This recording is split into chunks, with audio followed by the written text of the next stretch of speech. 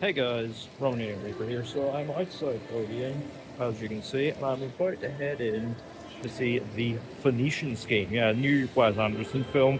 This does look good. It looks quite interesting, and it looks to have all the sort of trademark Wes Anderson quirks and a very, very talented, stacked ensemble cast.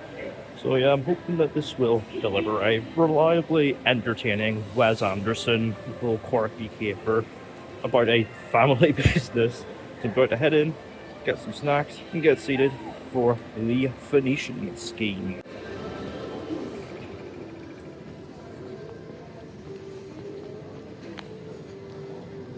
So I've got my popcorn here and a Coca-Cola in the Mission Impossible combo, ready for a family story about a family business.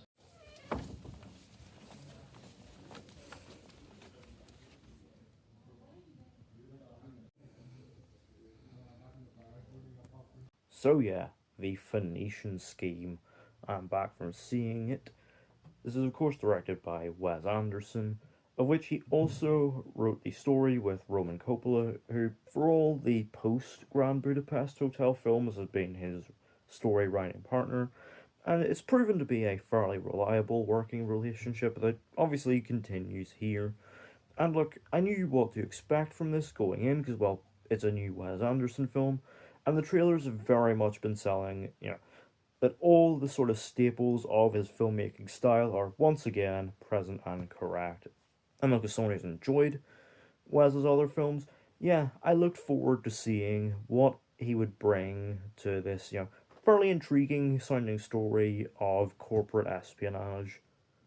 But does Wes's trademark style deliver yet another winner? Well, let's find out. So the film follows Jaja Korda, a wealthy arms dealer who's just fresh off surviving the latest attempt on his life. In a moment of clarity, he decides to appoint his daughter Liesel, who is a nun, as the sole heir to his estate on a trial basis while he gets his affairs in order, which he goes about making deals with his old business partners as he sets about putting plans in motion for the country of Phoenicia. However, due to the shady nature of Korda's past dealings, he is a wanted man who is highly sought after by various mysterious assassins, as well as a rival group of businessmen led by top secret agent Excalibur, who set about crippling his empire once and for all. So, what can I say about the Phoenician Scheme other than it is trademark Wes Anderson? And I think how you feel about that statement, and indeed the film as a whole, well, that entirely depends on what your view on Wes's other films and his style of filmmaking is. Me, myself, I have enjoyed Wes's other films, so, particular Fantastic Mr. Fox is absolute peak. So, yeah, it's no surprise to say that, yes, I did enjoy The Phoenician Scheme. It's definitely not his best film, but there's a lot here that I very much enjoyed. I mean, obviously, there's the story, which is this very entertaining little caper about, corporate espionage, with plenty of intrigue over this, like, multi-chaptered story following Zsa Zsa Korda as he puts plans in motion with all his past business partners, with each chapter dedicated to a part of this plan, this Phoenician scheme.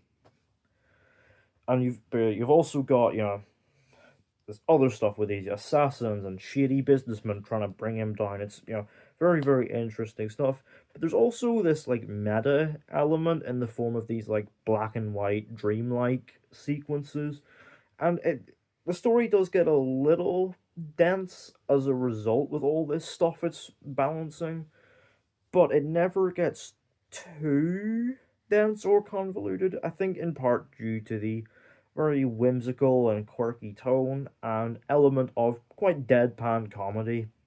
A gag I really enjoyed was a sort of running gag where Corda recognizes various different assassins from times they've worked for him. It is quite funny stuff, and I think the deadpan nature of it really sells it. And of course, in Wes Anderson tradition, it's a very, very well made film. The visual language of it all really does sell the quirky and whimsical tone. Obviously, yes, it's centrally framed, symmetrical shots with saturated pastel colors. I know it's very much the meme about his films at this point, and that continues here, but it's done with a certain level of purpose and visual identity that really helps it stand apart from everything else in the marketplace right now. There's also some really cool production design. This is set in the 50s, and so that gives the film a chance to really get creative in bringing this quite quirky, out there world to life, and it looks beautiful. And of course, it's brought to life with this quite quirky score by Alexandre Desplat, who of course is Wes's go-to, and it's quite a jaunty score that very much serves to enhance the tone. It all serves to a film that feels quite uniquely handmade. Just it feels very unique and personal to Wes Anderson, which is I think something that is worth supporting and rewarding in the current marketplace of films that of the sort of grey corporate blockbusters. Of course, another Wes Anderson tradition is the big big ensemble cast full of very, very talented stars. Now, obviously, we have three in particular that are the driving force of the story. We have Jaja, Liesel, and Professor Bjorn. Benicio del Toro does a great job as Jaja. He's this very cold, ruthless, business minded man whose heart slowly begins to open up, and Del Toro does a great job, and also gets in those deadpan comic deliveries. He's a very, very entertaining presence. Mia Threepleton does a great job as Liesel. This woman of God who is drawn into her father's wild, ambitious plans by association. And Michael Cera as Bjorn. Yes, this is the first time that Wes has worked with Michael Cera, which is something that I'm shocked did not happen sooner because it's something that just makes such perfect sense. And yeah, it's Michael Cera is easily a highlight. He's very much given the chance to just do the Michael Cera thing, which is feels perfectly fitting with Wes's style. It also gives him the opportunity to do a funny accent, and yeah, there's plenty of laughs that come from him because it's Michael Cera doing a funny voice in a quirky Wes Anderson film. What's not to love? Of course, the ensemble around them is stacked with very big name talent. Obviously, all these business partners of Corda's are played by plenty of big stars. You've got Leland and Reagan, played by Tom Hanks and Bryan Cranston. They get a very memorable scene involving basketball, as does Riz Ahmed as Farouk, the Prince of Phoenicia, who's like an ally to Corda. We also have Scarlett Johansson as Hilda, who does a great job of filling us in on the character history.